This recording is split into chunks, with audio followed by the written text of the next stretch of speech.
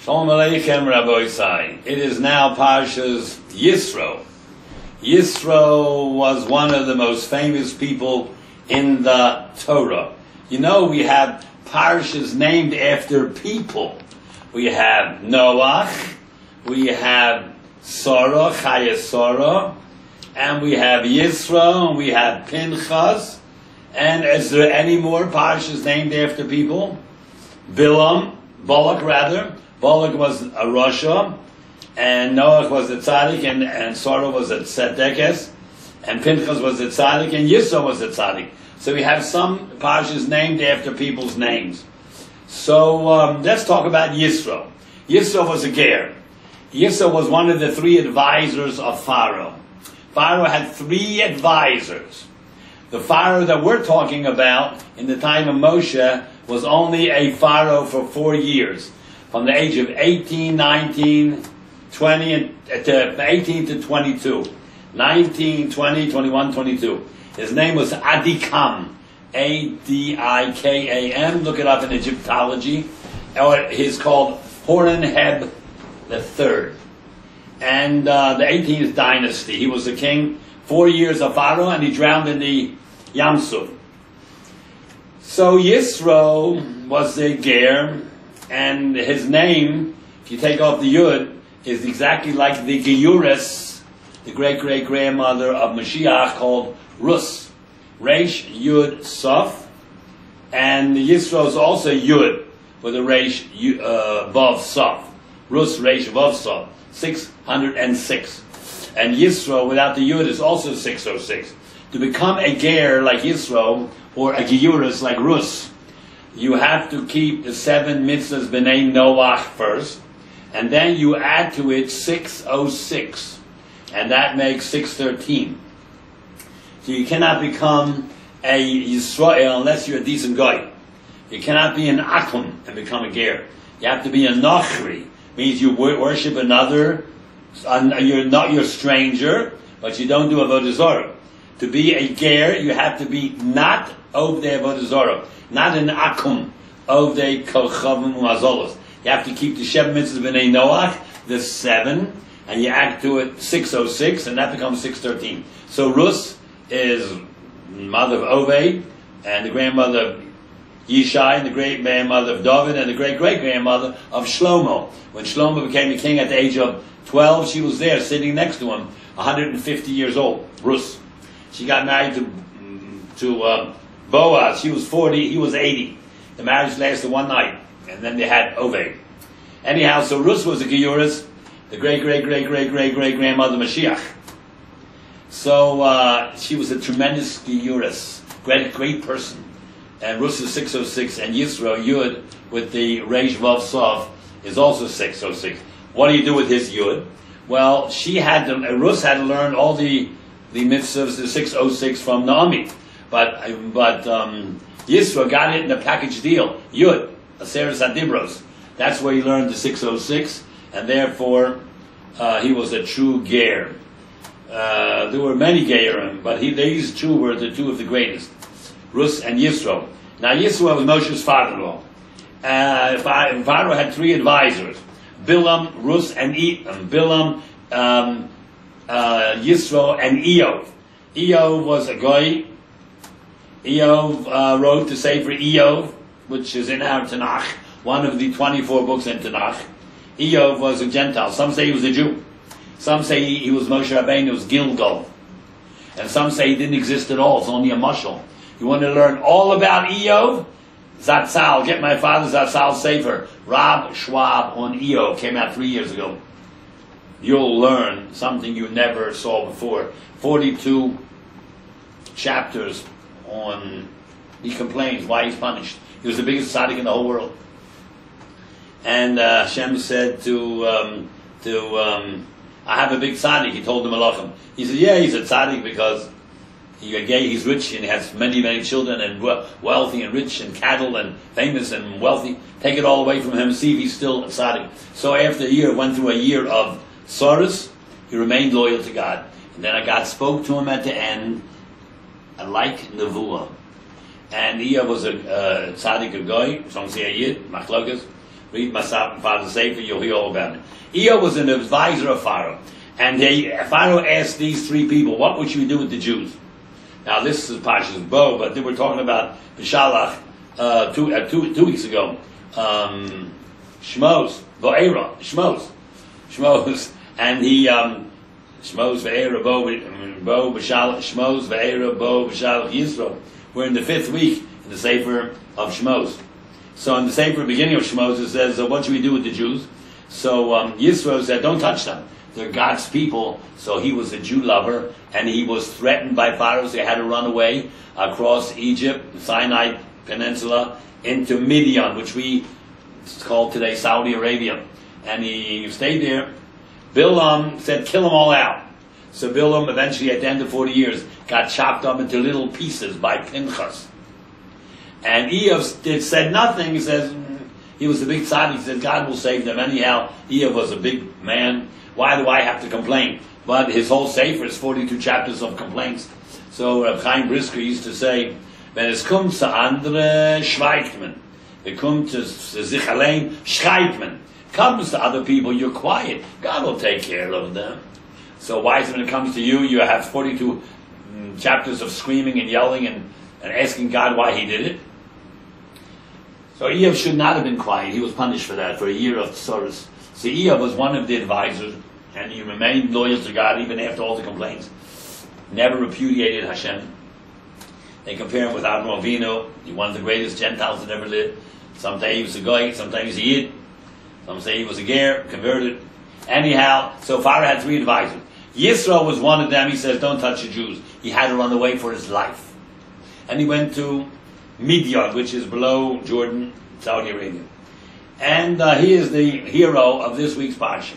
And we just told you about Yisro is the gematria of Reish Vav Sof, or take away the Yud, you have Sof Reish Vav, 606. You know that at the end of Bshalach, by the way, last week's Parsha, we don't have a video on Bshalach. We had one on Bo, not Bshalach, we had one on Bo, but I think we didn't do Bshalach. Bo we did, Bshalach we missed. You know, in Bshalach, I want to tell you something. 40 years ago, in 2006, February 5th, 2006, 4 years ago, in the Parsha Bshalach, Bshalach talks about the Egyptians drowned. They drowned in the Red Sea, the Egyptians, Mitzrayim.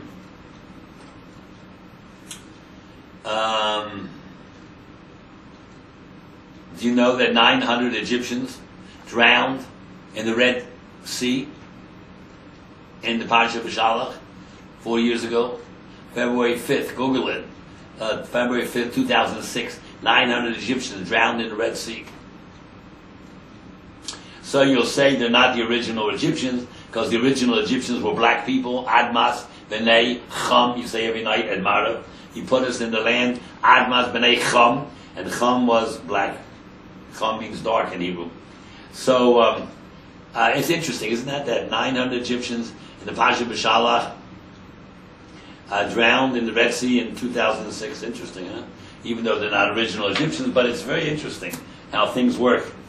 Also, in the end of Bshalach, it talks about Amalek, wiping out Amalek.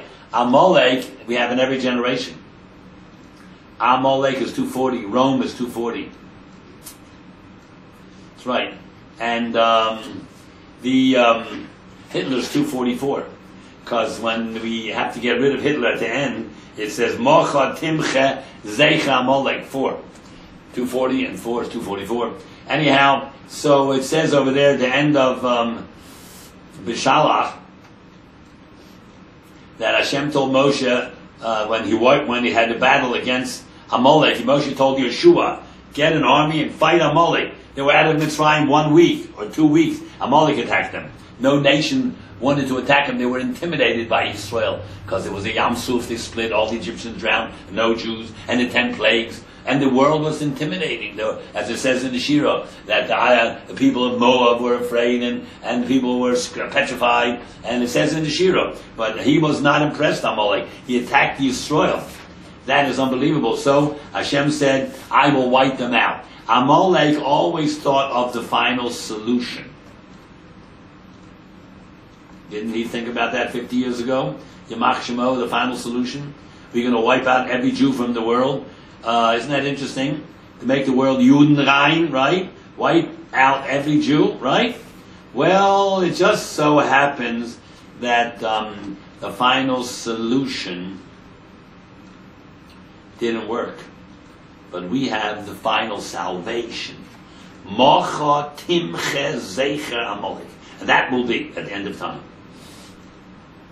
It says in the Yisro, Shomu Amim Yirgozun, nations heard about this, about Yisrael splitting up the sea. Yirgozun, they trembled. Chilochaz, they trembled. Terror grabbed Yosef Peloshes, the inhabitants of Palestine, the Palestinians. Oz Nibhalo, they were confused. The Alufei Edom, the people of Edom, that means Esau. One of his children was Amalek, not all Edom. But we have to, at the end of time, and Hashem will wipe out Amalek, it's not all of Esau's children. Amalek is one of Esau's grandchildren. Through Eliphaz, he had Amalek. But not all Edom. Just Amalek is one of the strains of Edom. Alufei Edom, Elei Moab, the princes of Moab, Yochazemu, Roa, they were trembling because they come from Lot. And Lot was saved by Abraham. And he was a scoundrel, Lot. And they were worried that he abandoned Avraham, his uncle. They were worried about this Moab. Amogel called Yoshve Kanoan, all the inhabitants of the inside of the country were melted away because we're coming to take their country. A nation that's coming to take another nation's country. Peloshes, the Palestinians, were worried because they had killed 30 years before the Geula the children of Ephraim who escaped Egypt, and they came to the bottom part of Negev, and there was a Gas, the town of Gas. They were a type of Canaanim, and they were under the control of the Egyptians. So these Bnei Ephraim, who thought they had a privilege to escape because they came from Yosef, and Yosef was the king in Egypt, and Yosef, Mashiach ben Yosef will come from Yosef, and the 10 Shvatim in the Eretz Yisrael, later years, comes from Yosef, Ephraim, from the. So they thought they had a privilege. Meanwhile, God didn't tell them to escape, to take the land, to go to Eretz Yisrael. You cannot take Eretz Yisrael unless God sends Mashiach. You cannot take it on your own. And they got wiped out by the Bnei Gas, which means they really did not escape the Egyptian rule. It says that no human being ever escaped Egypt. Egypt was surrounded by gates and walls. It was a concentration camp.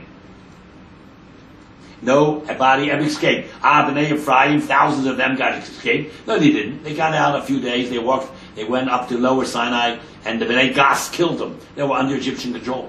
So no one ever escaped Egypt, and they thought they had a right because Yosef was their king, and they're going to have people that come from him, Mashiach ben Yosef, and all that stuff. It doesn't work. And anyhow, so the people of Canaan were very worried the Jews are going to take revenge for killing the Bnei Ephraim. And Moab, who comes from Lot, were afraid that he abandoned his uncle Abraham. The Jews are going to take revenge. And Peloshes, the Palestinians, they're afraid too, like they are today. They're really very afraid. That's why they're doing these terrorist things. They know it's going to be, because they know what the Torah says. All right, now let's get to our Parshas Yisro. Every pasuk in Yisro starts with a vav. Do you know that? Now I wouldn't say every pasuk. 88%, 90% starts with a vav until Revi'i, and Revi'i is the beginning of the coming to Har Sinai and getting the Torah. So why vav? Because Yisro the Ger understood that the Torah revealed at Sinai is not just the words they heard the Seres Dibros. He knows that the oral law goes with the Torah. We do not believe in the Bible. We believe in the Torah. Torah Shabbat and Torah Shabbat Peh. And the Torah Shabbat Peh is made up of 6 Sidorim of Mishnayos. Vav. Yisro was a true Ger. He wanted to keep the Torah Shabbat and Torah Shabbat Peh. That's Vav, 6. So every pasuk, come on, almost 90% start out until Revi with a Vav. Because he understood the Torah is not just all written, it's oral law too. And then you're going to see in a minute, it says the Jews escaped from the Yad Mitzrayim, and the Yad of Pharaoh, and the Yad of Mitzrayim, 3 times Yad. Yad, Yad, Yad, in the Parsha here.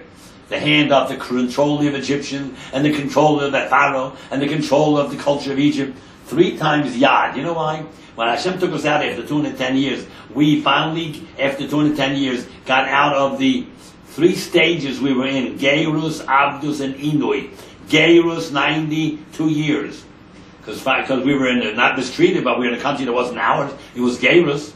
We lived up the road in Eretz Yisro, Eretz Canaan, not down in Mitzrayim. But we had to go there because there was no pasture land. And then when the Jews noticed that their hunger was over, they did not go back to Eretz Canaan. They liked it in that golden Medina, that wonderful country of Egypt, most advanced technologically than any country on the earth. Those advanced people, they loved it there, and they became Mitsuyonim, better in every profession than the Egyptians. And they had 6 children at every birth, and they were taking over the country, and the Goyim didn't like that. Therefore, we should always keep a low profile. And Yad, Yad, Yad. Says Rabbi Chaim Schwab here, there was the whole 210 years was divided into 92 years of Gerus, 32 years of Avdus, and 86 years of Inui. That's 210. 92 years of Gerus, because Yosef was the king 40 years under Pharaoh and 40 years by himself. That's 80. And he was there 12 years before he became a Pharaoh, 12 years in jail. So that's 92 years of Gerus. And the 210 years started when Yosef came down.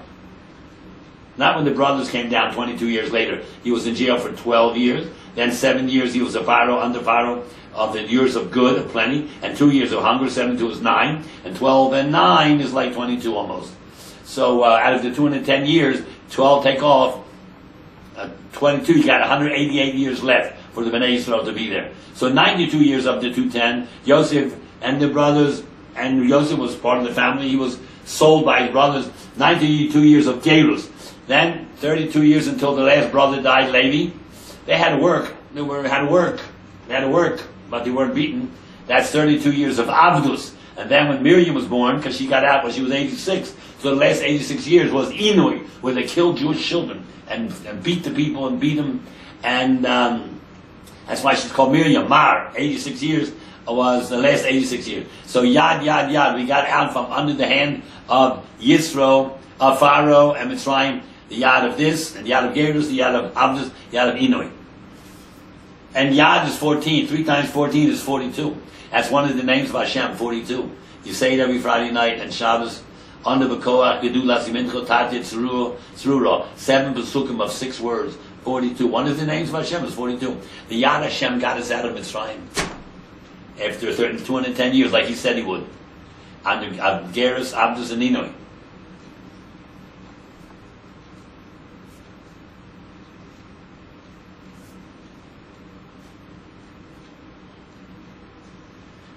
And then you'll notice 6 times the 2 first words of the pasuk starts with a vav yud. Vayishma Yisro, Vayikach Yisro, Vayomer Yisro, vav yud, vav yud, vav yud, vav yud. In the first few pasukim, 6 times.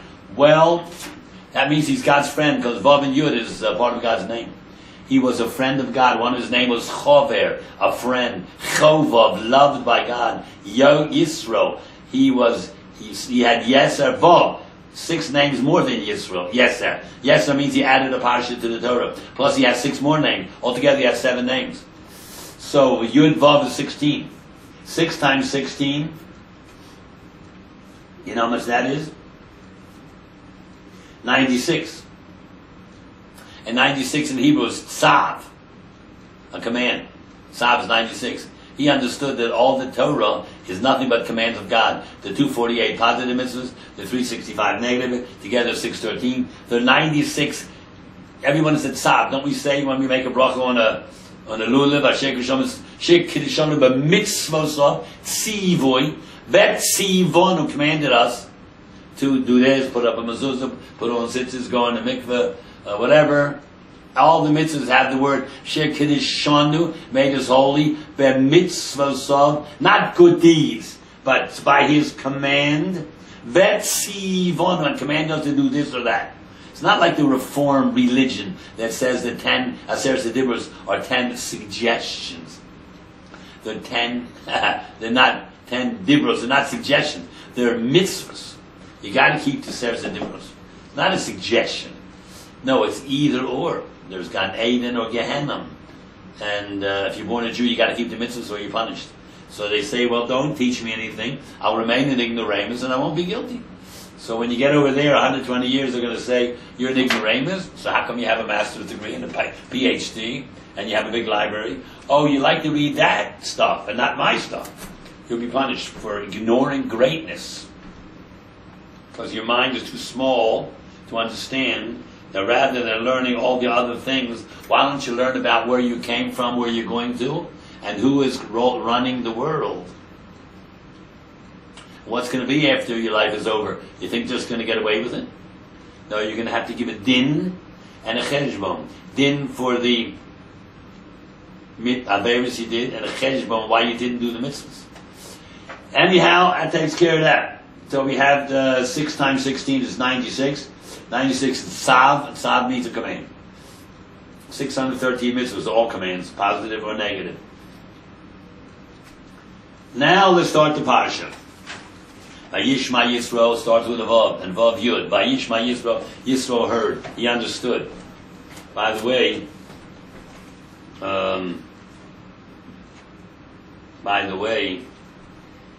he understood, he heard 6 different things. He heard about the Kriyas Yamsuf.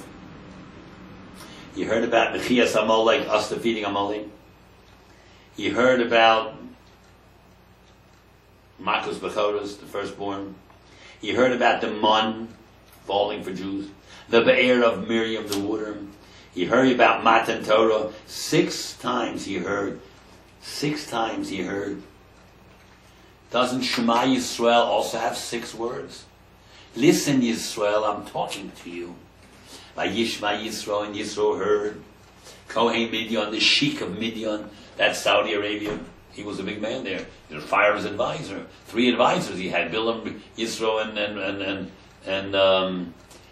Eov.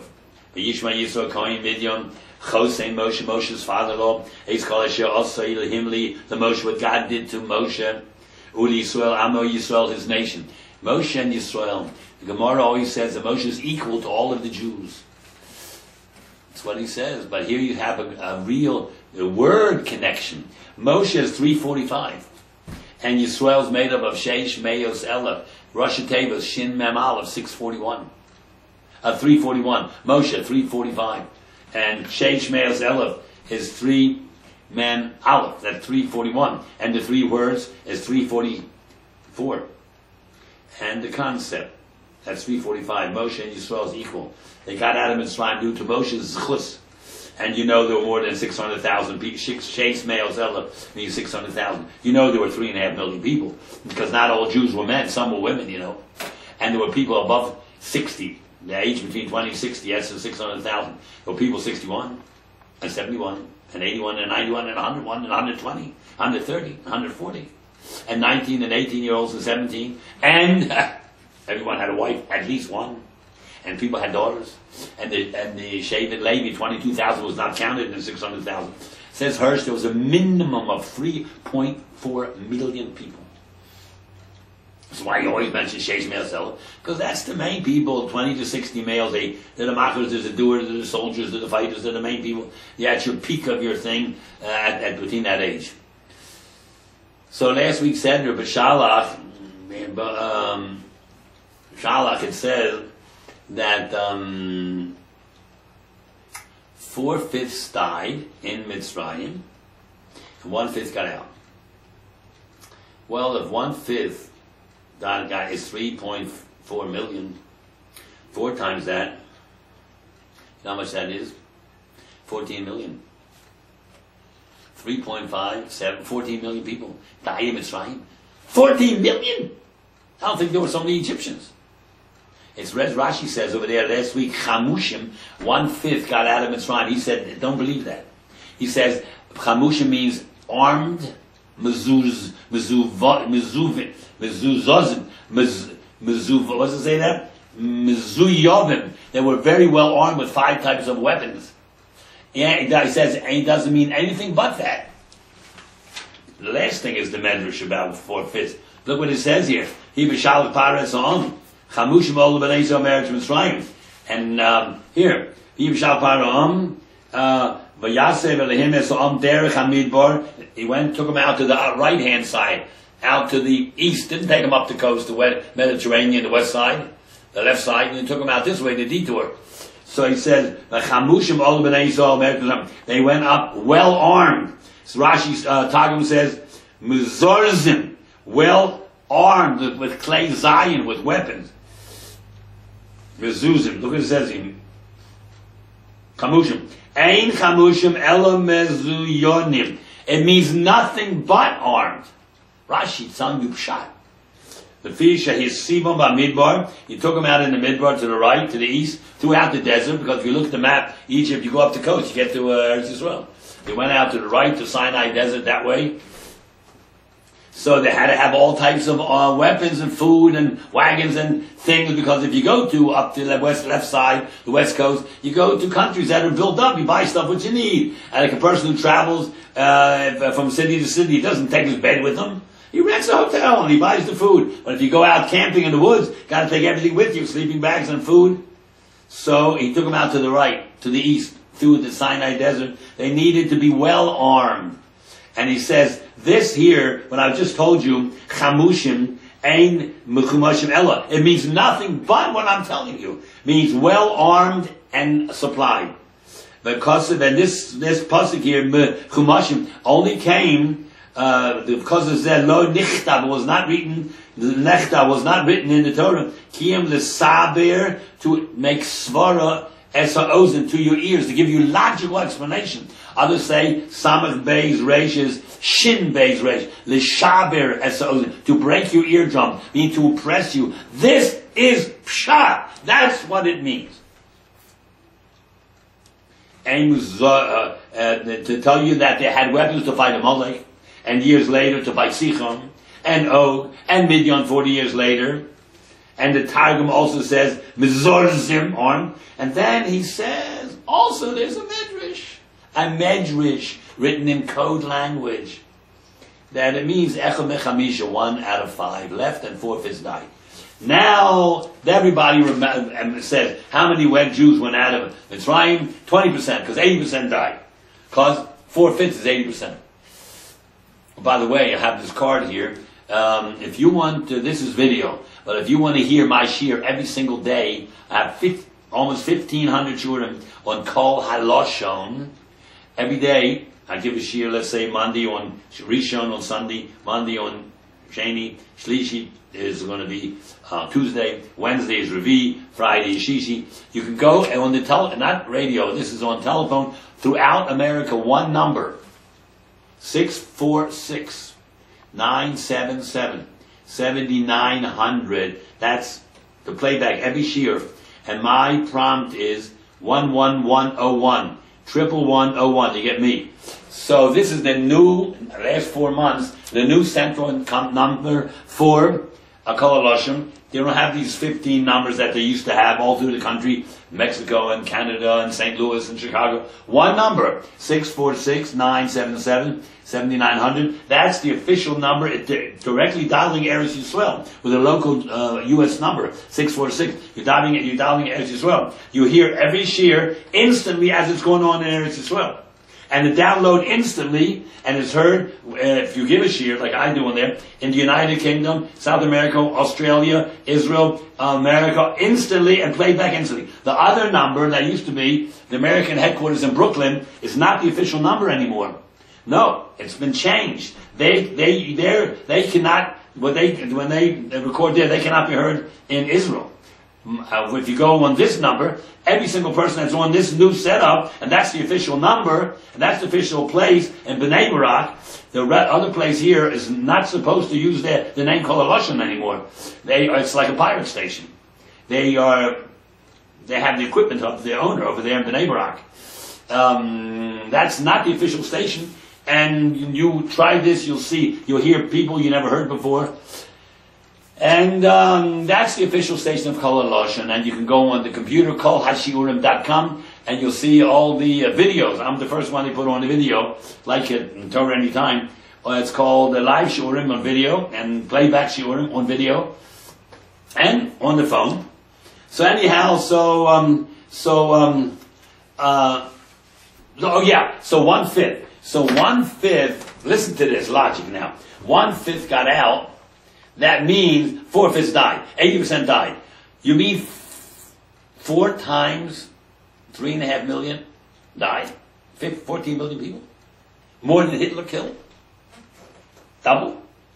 And Hashem did it in 3 days of darkness, and they all were buried, and the Goyim should not notice that there were any Pashim wicked Jews. So he made it when there were the last 3 days of the 6 days of darkness, when they couldn't move, like a blanket on them, they couldn't move, and the Jews could see. They dug graves for these people, and they buried them, and there was no mark after 3 days. For 14 million people? Do you believe that? It's a medrash. So my father brings down in Mayim Beis Sheva and Parshas Bshalach, the first piece, that piece.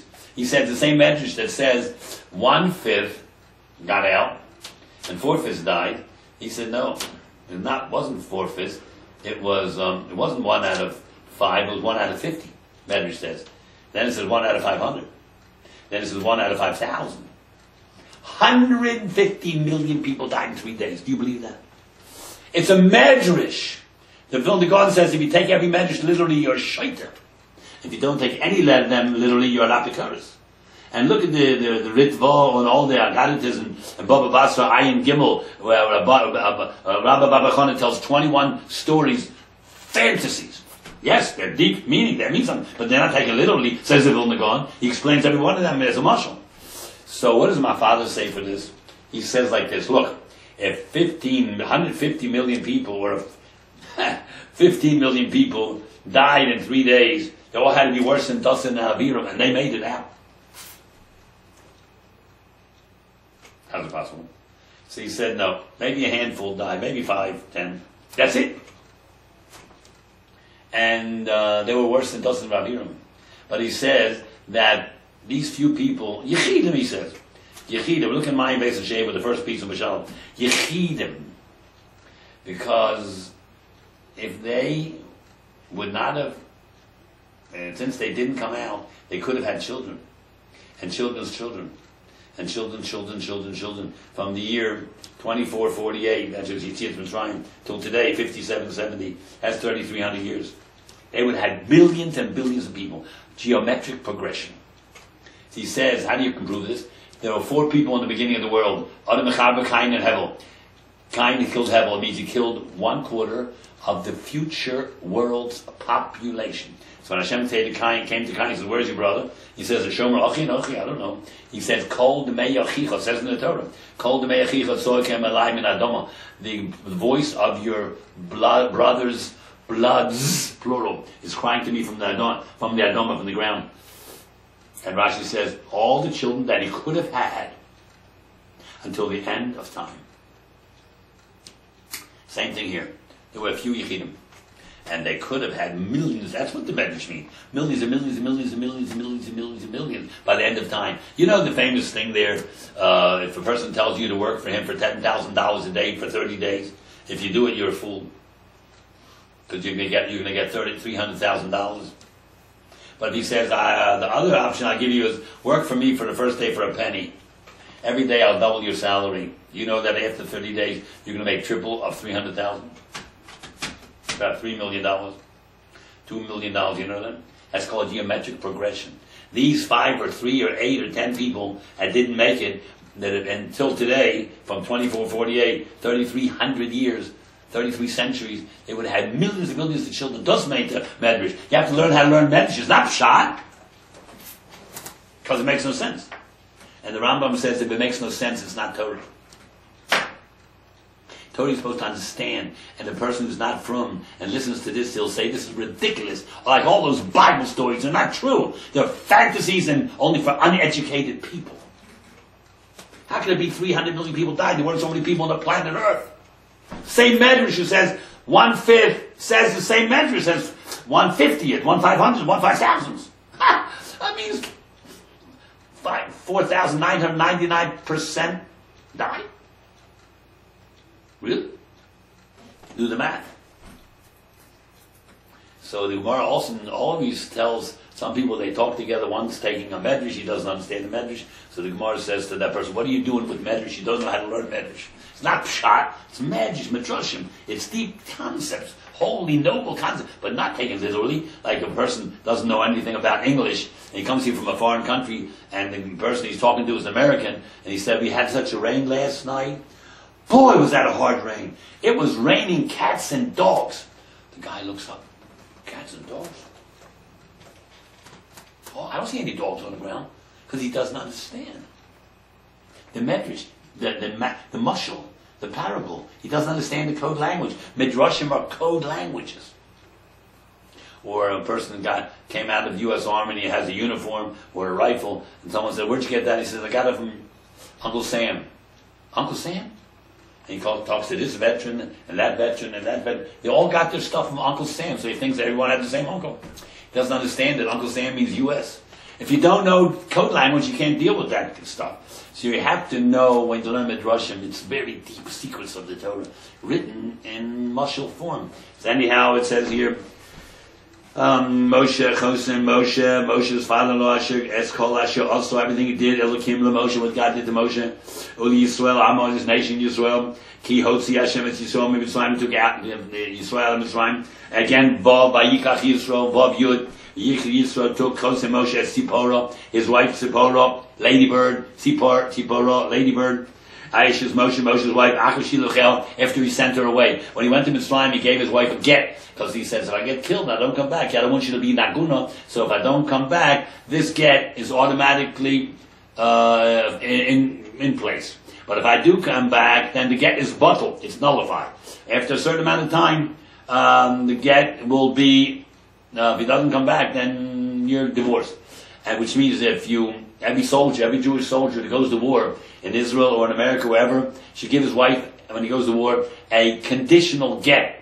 Which means that if they don't come back, you won't be naguna if they don't find my body. So then you can get married. And if she doesn't happen to get a conditional get, and the guy doesn't show up for 5 years, and she gets married again, and one day he shows up, maybe he had amnesia, and she's married, those children are mamzer, and she's did a big avera of marrying she's an Aisha's ish, she's a married woman. She has to get divorced from both. I mean, she's going to get divorced from both. So you have to have a conditional get, and if it doesn't come back, the get is good. If she doesn't come back, the get is bottled. And so he gave her a get. Now, Yisro was a very smart man. He knew some Torah. He was in the process of becoming a Yid. And Moshe was his son-in-law for, 10 years. And so he says he's heard everything God did to Moshe. He knew that God argued with Moshe at this snap for 7 days. Moshe argued with Hashem 7 days. And he knew that God wanted to make Moshe a Kohen as a reward for taking out Bnei Yisrael from Mitzrayim. But he delayed Hashem 7 days. So he says, you know what, Moshe, I'm taking away the kahuna to you and give it to your brother. Before the Egel, every firstborn was a Kohen. But I'm going to eventually give it to your brother. The whole Shevet Levi are going to be Kohanim. Every firstborn child was a Bechar, was a Kohen. Until they did the Chet of the Egel. He says, but I'm going to give this privilege over to your brother. You're not going to be the Kohen. So Yisro heard that Moshe was supposed to be the Kohen. But now he took the kahuna, the potential kahuna, away from Moshe and gave it to Aaron. And we have a halacha when you divorce your wife.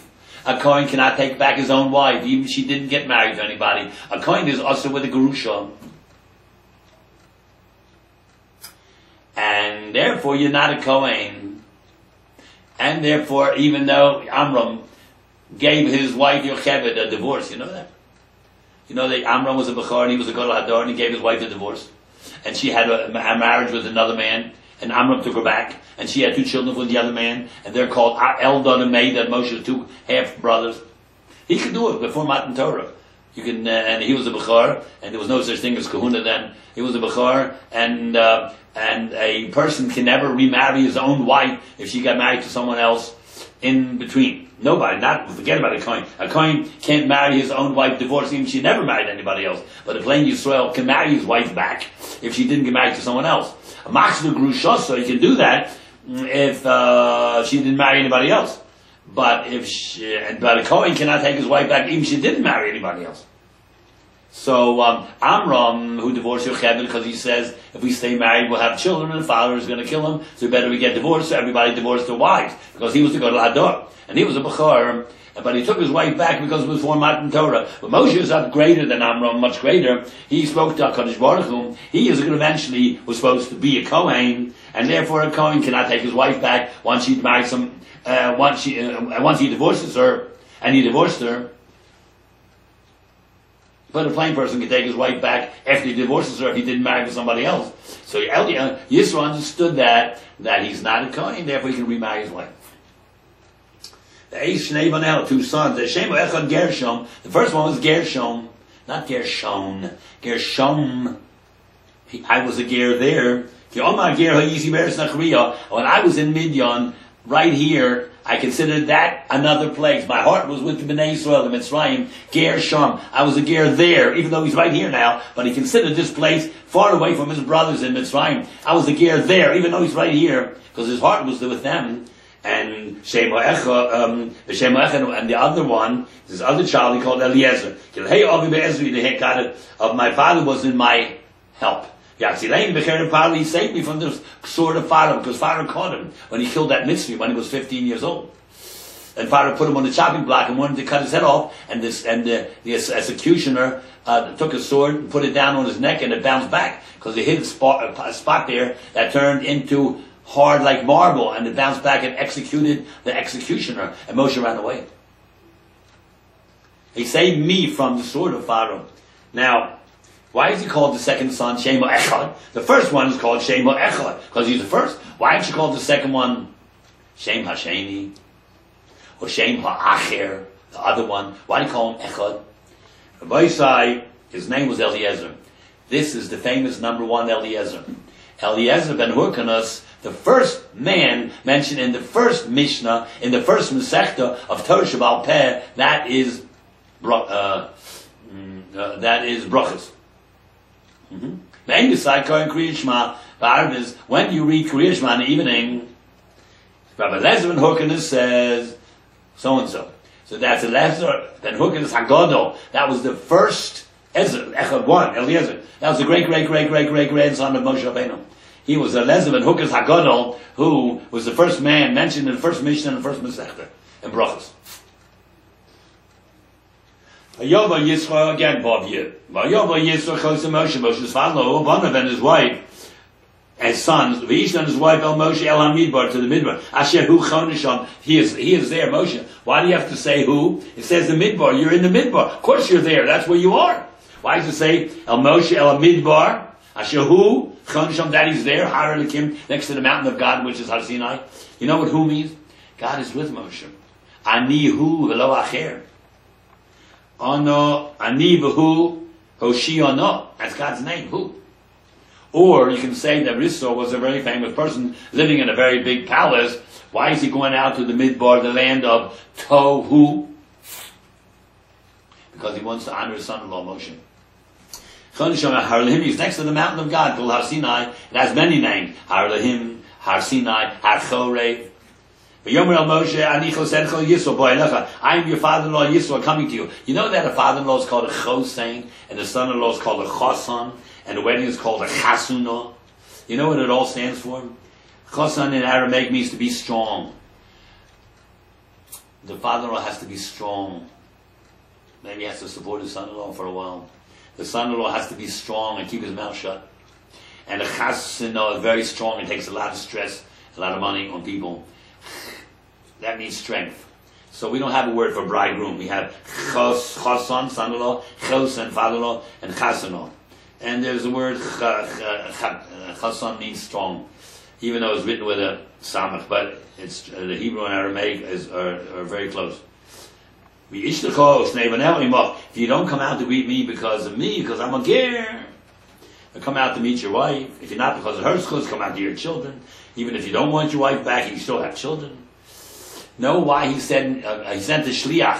He didn't come to Moshe. He sent a messenger, tell Moshe I'm coming. You think this ger of Yisro wants a big parade coming out to meet him?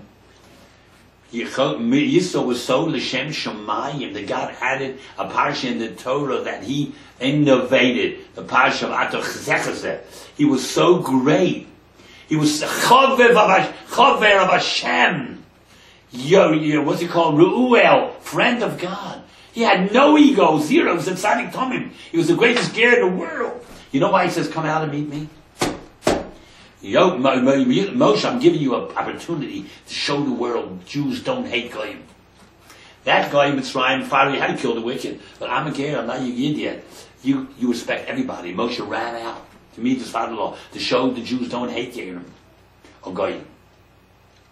And another thing, I am coming to meet your big reception. I want to show the world that a Goy is honoring Jews. Not all Goyim hate Jews. I, the Goy, he's in the process of becoming a ger. I am honoring Yisrael. That was his motivation. Or the other way around. Show that the world, the Jews don't hate Goyim. That's what he did before it says Chazal.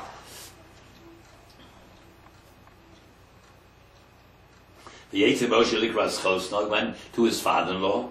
Vayishtachu lo, he bowed to him. Vayishak lo, he kissed him. You know why? Because it says 36 times in the Torah, V'ohaftem es hager. You have to love the ger. Some say 42 times in the Torah. Love the ger. He kissed him. And one man asked each other, Shalom. They greeted each other. Who asked who first? Moshe. Because it says, Ish, Gezer Shabbat. The Ish Moshe, Anov, Ma'od, Ma'alk. We call Adam Ashal Pnei Adama. Moshe was the greatest honor that ever walked the earth. He called him Ish. So it says, when a man greeted his friend, it was Moshe first, greeted him, how are you doing? And then blessed him. By Yovo, Ha'olam, they came into the tent. Great people don't talk out in the open. They come in, they have a private meeting. Moshe told his father-in-law, it's called Hashem the Pharaoh, everything God did to Pharaoh. He told him in detail, like a mispar, a count. A sofer has to count every letter that he writes. A sipur is a story with detail. It says Friday night, Seder night, you have to, the man to sapra ba'oznei bincha, in order to tell the Haggadah into the ears of your son, a wise son. All the details, don't ad-lib. Ad-libbing is for a tam, a simple son. That's what we call higadah to levincha. Tell your son the general outline. He's not too smart. Simple son. But if he's smart, tell him all the details. But you stop for Moshe because he told him all the details. It's called also Hashem, the Pharaoh, what God did to Pharaoh, Ulim Mitzrayim, and the Egyptian Al-Odos you saw because of Jews.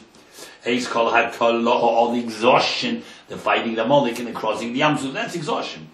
Asher saw somebody there that found them along the way, and they complained a few times about water. Vayatzilem Hashem, God saved them all the time. Vayichad Yisro again, Vayichad Yisro, he trembled, or his flesh became goose pimples. Yichad means chadudim. Sharp, his flesh became sharp pimples. Moshe told him the story, he was in goose pimples. Or Vayichad means he took a very sharp knife on his body and gave himself a bris. Not then, probably weeks before, or later, he mauled himself, or had himself mauled. Al Kol HaTova, called all the good, Asher Asa Hashem Yisrael, what God did to Yisrael, Asher Hitzilo Miyad Mitzrayim, God saved him, the Jewish people. It also means God saved Yisro. Because when he said to Pharaoh, Yisro, don't touch the Jews, they're God's people, he said, you're a Jew lover, he wanted to kill Yisro. God saved Yisro also, and he eventually became Moshe's father-in-law. Not only he saved the Jewish people, he saved Moshe Rabbeinu from the sword. He saved Yisro, said God saved me also from Pharaoh's sword. He wanted to kill me.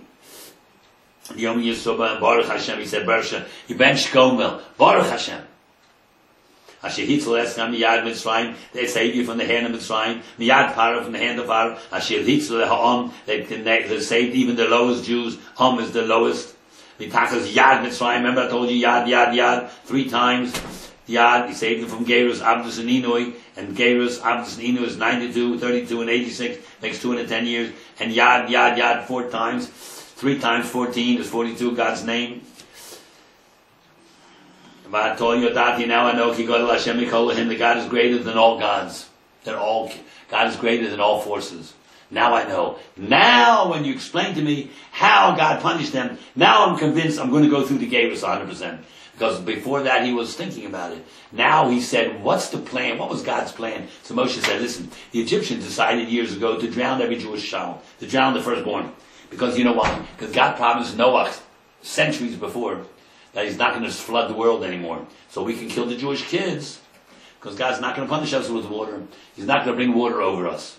But they made one mistake, these stupid people. God's not going to bring water on you, because he's going to bring you to the water. And that's what happened. The Egyptians had it premeditated. So God killed them with water. So when the Yisro cause and effect, heard cause and effect, he says, wow. I am convinced. That's it. Now I'm going to become a Yid 100%, and we're finishing the Aliyah in 1 minute, and we'll be over. And if Kivadover Zodu, they plan against them. Now I want to tell you something about something will blow your mind. He said, Ki God Hashem Mikol Elokim, God is greater than any God. You know what the Targum Onkelos says? Kan Yodanu, now I know. Arei Rav Hashem, God is great. And he doesn't say like the Chumash says, positive. The God is greater than any king, than any God. He says, Veles Elo Bar Minei. There is no God besides him. You know what you learn from this? A refutation against Christianity. Because they say, Bar Minei, a son of his. Veles Elo, there is no God. Bar, a son of him. Chas v'sholom. That's how Onkelos translates it. That they planned to premeditate against the Jews. Yisro again, Yud, Moshe's father, Olo, carbon Olo, to sacrifice to God, and to eat Shlomim. Now we know that a guy, he's not a Yid yet. No ger could ever eat. No guy can ever eat a carbon. Only Yisrael can eat carbonas. Olos Vachim. Mikan, from here you learn that Yisro came Achar Matan Torah, after he accepted the Torah. Makamat Bo, he came. Why? The Esau could die the Koda Matan Torah, because if you think, like one side of the argument is that he came before Matan Torah, before the Torah was given, before he accepted the 613 mitzvahs, before he was a ger. Ha Kaimelam, we have an accepted rule. Lo korbu shlomim b'nei Noach. B'nei Noach can never eat shlomim. Only Jew can eat a carbon. No, a guy can only bring an ola totally burnt up. Therefore, we know he came after Matan Torah, and he was already ger, and he accepted the dibros, and therefore he ate shlomim. V'yava Aaron, and Aaron came. V'chol ziknei Yisrael, v'echol lechem, to have a party im Chos and Moshe, with Moshe's father-in-law, lefnei lehi, before God. Well, what's before God? Where's Moshe? It says Aaron came. Moshe was the waiter. Moshe was the waiter, served them. And when you eat it, and he sat down later also. And if you sit in a suda where a Talmud Chacham is, you are in the presence of God. That's why if you eat a suda in the presence of a Talmud Chacham, you're eating it in the presence of God. Now, one thing I want to say before we end is, isn't that interesting? Asher they planned to drown you, they got drowned. Says the Gemara, and so the Yud Aleph, but Kedera Shabashlu, in the pot they cooked. Bo Nisbashlu, they got cooked. What didn't Haman made the gallows for Mordechai, and a few hours later Haman was hanging in his own gallows? Doesn't it say in Kohelet, Chofer Gumotz, you dig a pit? Bo Yipol, you fall in your own pit. Doesn't God give Rishoyim enough rope to hang themselves? The things that goes around comes around. Yeah. You fall in a pit that you dug. Haman wanted to hang Mordechai, he got hung. They wanted to drown the Jews, they got drowned. Isn't that interesting? Hitler gassed the Jews, shot the Jews, and burned the Jews.